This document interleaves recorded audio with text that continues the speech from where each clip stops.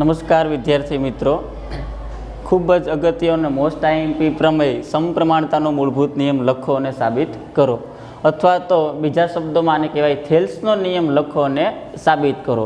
આ પ્રમેય ફરજિયાત આ વખતે બોર્ડના પેપરમાં પૂછાશે, કારણ કે બીજા 3 પ્રમેય હતા એ કોર્સમાંથી કાઢી નાખ્યા છે. તો માત્ર આ એક જ પ્રમેય વધ્યો, એટલે ફરજિયાત પૂછાવાની સંભાવના છે. એ પ્રમેય છે સમપ્રમાણતાનો મૂળભૂત પ્રમેય, અથવા તો એનો શોધ કરનાર વૈજ્ઞાનિકનું નામ, ગણિતશાસ્ત્રીનું નામ થેલ્સ, એટલે નામ ઉપર થેલ્સનો નિયમ. હવે થેલ્સનો નિયમ એમ કહે છે કે ત્રિકોણમાં કોઈ એક બાજુને સમાંતર દોરેલી રેખા, આ ત્રિકોણ ABC, આ ત્રિકોણમાં BCને સમાંતર દોરેલી રેખા, BCને સમાંતર દોરેલી રેખા બાકીની બે બાજુ AB અને AC, આને અનુક્રમે D અને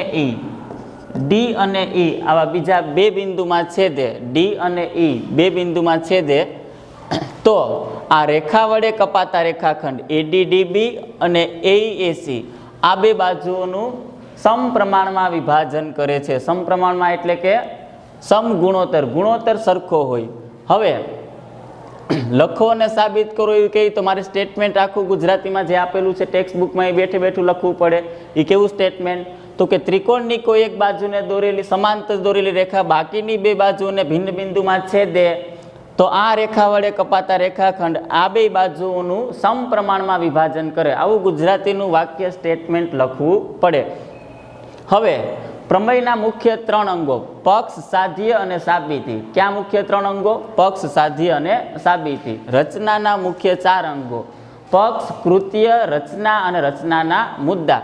પણ રચના ચેપ્ટર જ આ વખતે આપણા કોર્સમાંથી કાઢી નાખ્યું છે. પ્રમેયના મુખ્ય અંગો ક્યાં છે? 3: પક્ષ,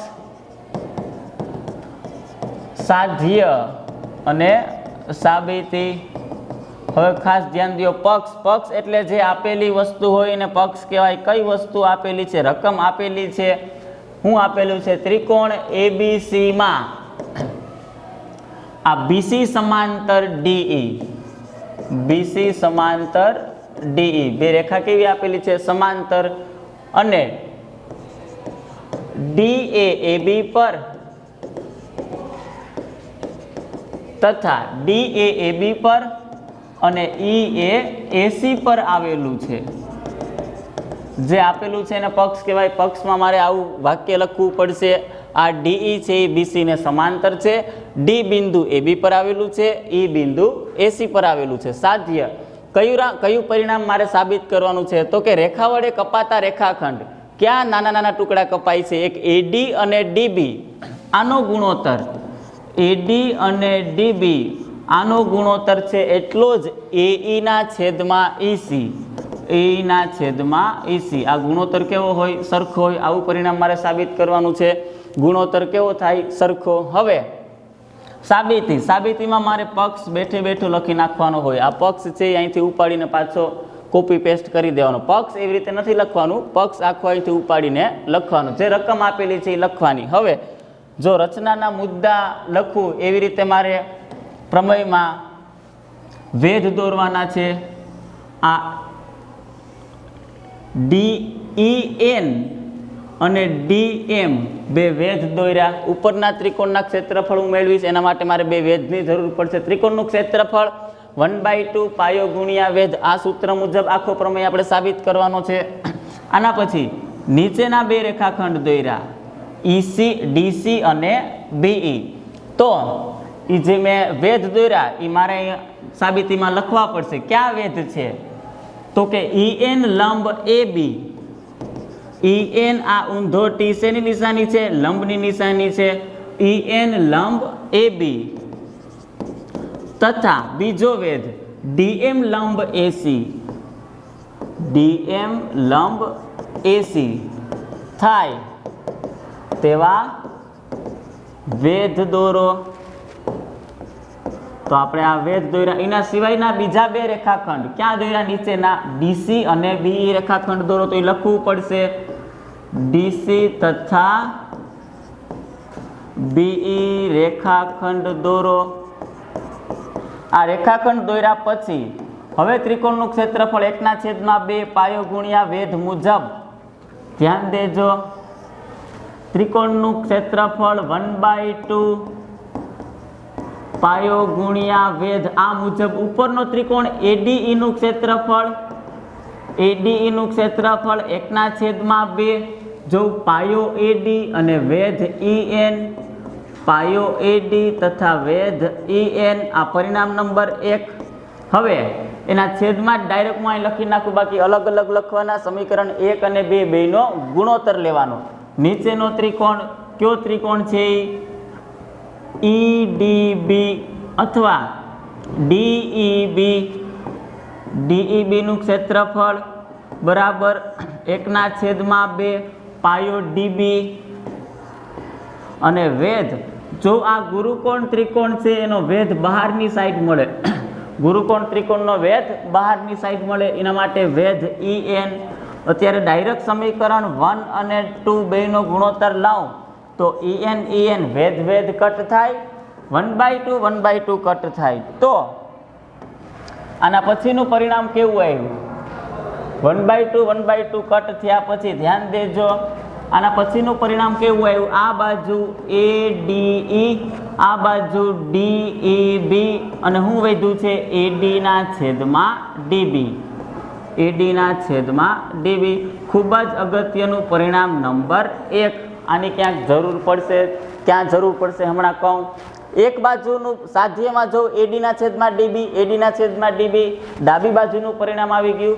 હવે જમણી બાજુનું પરિણામ લઈ આવવા માટે કયા બે ત્રિકોણનો ઉપયોગ કરવો પડશે? ત્રિકોણ પેલા ADE નો, હવે AED અહીં લખું. AED નું ક્ષેત્રફળ છેદમાં નીચેનું ત્રિકોણ DEC, પેલા હતો DEB, હવે DEC. DEC નું ક્ષેત્રફળ અહીંયા 1/2 AE ગુણ્યા DM, પાયો ગુણ્યા વેધ, પાયો AE અને વેધ DM. તો લખી નાખું AE ગુણ્યા DM છેદમાં DEC નું ક્ષેત્રફળ પાયો EC, વેધ પાછો DM, 1/2 પાયો EC અને વેધ DM. કેમ DM? તો કે પાછો ગુરુકોણ ત્રિકોણનો વેધ ક્યાં મળે? બહારની સાઈડ. શું કટ થાય? 1/2 1/2 કેન્સલ થાય, DM કેન્સલ થાય. તો આ બાજુ શું આવ્યું? AED અને DEC ઇક્વલ ટુ AE ના છેદમાં EC. પરિણામ નંબર 2. હવે સમીકરણ 1 અને 2 મારે ડાયરેક્ટ સરખાવવાના નથી. કેમ ડાયરેક્ટ સરખાવવાના નથી? તો તમને સમજાવું. જો આ સાધ્યમાં ડાબી બાજુ અને જમણી બાજુ આવી ગયું, પણ ઉપરનો ત્રિકોણ ADE અને અહીંયા ઉપરનો ત્રિકોણ AED, એ બે તો એક જ ત્રિકોણ છે. ADE આમ ફરીએ કે AED આ બાજુ ફરીએ, ત્રિકોણ તો એક જ થાય. પણ નીચેનો ત્રિકોણ DEB અને આ બાજુ DEC, આ બે ત્રિકોણ માટે મારે એક ગુજરાતીનું ખૂબ જ અગત્યનું વાક્ય લખવું પડશે. એના ક્ષેત્રફળ સમાન થાય એવું વાક્ય લખવું પડશે. પણ કઈ રીતે ક્ષેત્રફળ સમાન થાય? તો કે ત્રિકોણ, જો શું લખું ખાસ ધ્યાન દેજો, ત્રિકોણ DEB તથા ત્રિકોણ DEC સમાન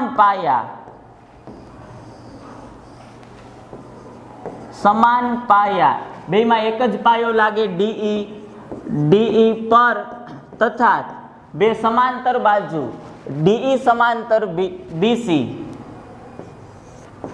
DE સમાંતર BC આની વચ્ચે આવેલા છે, એટલે તેમના ક્ષેત્રફળ કેવા થાય? સમાન થાય. જો મારે બે નીચેના ઉપરના ત્રિકોણ તો એક જ છે, એના ક્ષેત્રફળ સમાન જ હોય, પણ નીચેના ત્રિકોણ એક નથી, તો પણ એના ક્ષેત્રફળ કેમ સમાન થાય? એના માટે મેં એક વાક્ય લખ્યું. નીચેનું ત્રિકોણ DEB અને DEC સમાન પાયા, બેમાં એક જ પાયો લાગે DE, અને તેની સામેની બાજુ BC, બે સમાંતર રેખાની વચ્ચે આવેલા છે, એટલા માટેના ક્ષેત્રફળ કેવા થાય? સરખા.